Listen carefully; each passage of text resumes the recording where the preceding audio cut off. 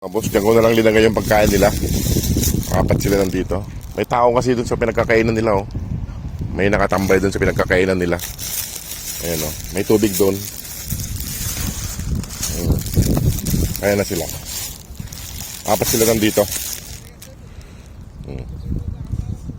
Bali, 3 babae. Yung maliit babae kasi yun, eh. Bali, 3 babae tsaka 1 lalaki. Diyan ko na lang sila linagay. Sila mga boss, oh. Ay, yung 1 babae.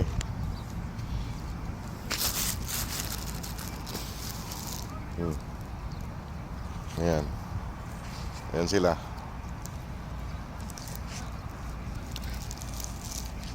Ayaw pa kumain ng 1 babae, no? Ayan, no? Ayan yung 1 babae. Kahapon, nandito sila lahat. Ayan, wala, oh.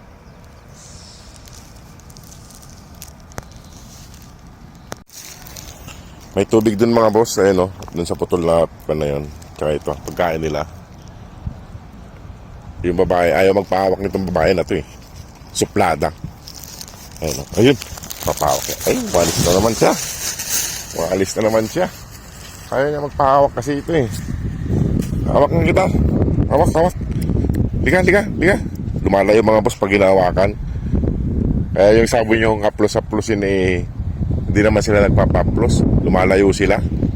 Yung dalawa lang ang nagpapaplos. Ito, isa lang dito yung nagpapahawak, yung babaeng isa. Ayun, o, pagkain nila, may kubos dyan. At saka yung linuto ko yung may atay. At saka kanin. At saka ito, tubig nila. Ayan sila. Diba? Sarap na sarap sila sa ulam na atay. Kaso medyo mahal din. Ayan, o. Mga busog. Ay mga busog, dito may naglalagay ng pagkain dyan sa gabi.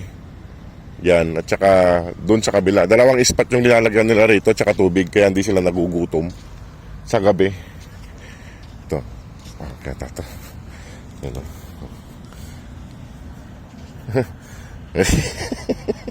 Lumalayo siya mga boss pag nalalapitan. Lumanda, oh. May naglalagay din ng pagkain dyan, banda. Kinakain din ng mga kalapate at saka mga pusang pumupunta rito. Kumakain sila dyan, banda. Dito sila natutulog sa gabi mga boss, yung mga aso.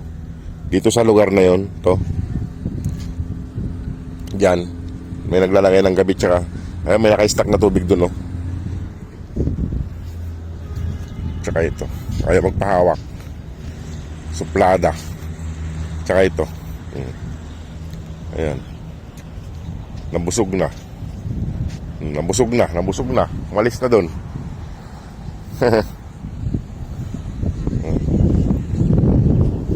Talis na ako. Punta na ako doon. Ayan mga boss, oh.